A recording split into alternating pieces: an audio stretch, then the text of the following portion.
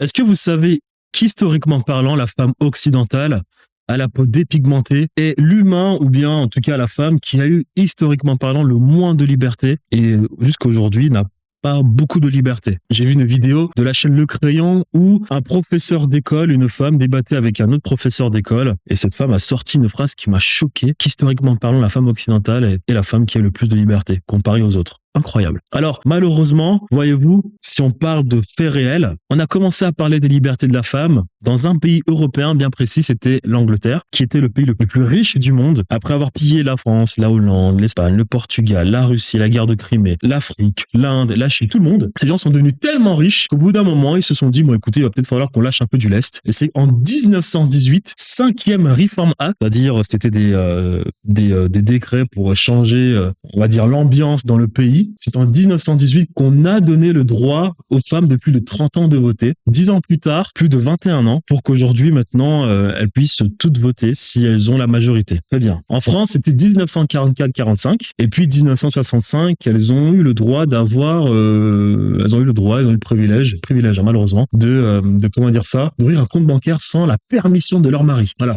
Donc, je sais pas si le monde, l'humanité a commencé il y a 200 ans.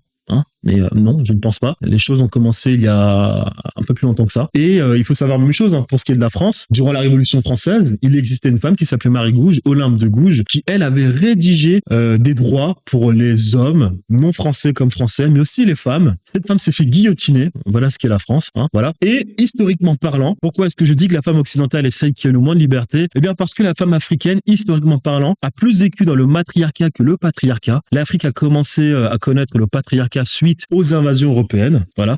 Tous les empires africains étaient dans le matriarcat. La femme était libre. L'Égypte, par exemple, a connu bon nombre de reines. Les sédentaires en Chine, c'était pareil. Asiatique, c'était pareil. Dans la vallée de l'Indus, c'était pareil. Vous allez aujourd'hui en Inde, vous avez encore des systèmes matrilinéaires. C'est différent du matriarcat. Le matriarcat, majoritairement, les hommes gèrent la société, mais les femmes peuvent aussi gérer la société. Le matrilinéaire, c'est vraiment où le pouvoir est aux femmes. C'est différent.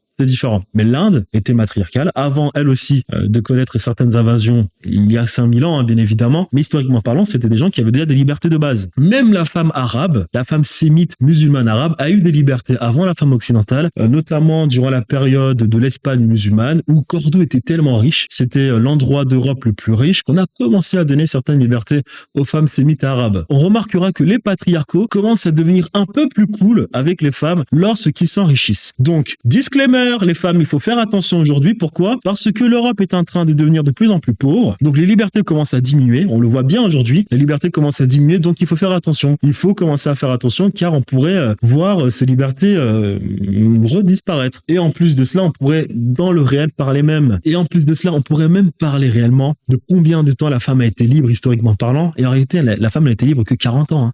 Parce que 1965 en France, ok, elle a le droit d'ouvrir un compte bancaire, mais pour que quelques décennies plus tard, les Français se voient payer 70% d'impôts, 80% d'impôts, un Français n'a plus de liberté aujourd'hui, il ouvre sa bouche, il se fait rétamer, est-ce qu'on pourrait parler maintenant de liberté? Donc historiquement parlant, malheureusement, la femme occidentale est celle qui a eu le moins de liberté dans l'histoire de l'humanité.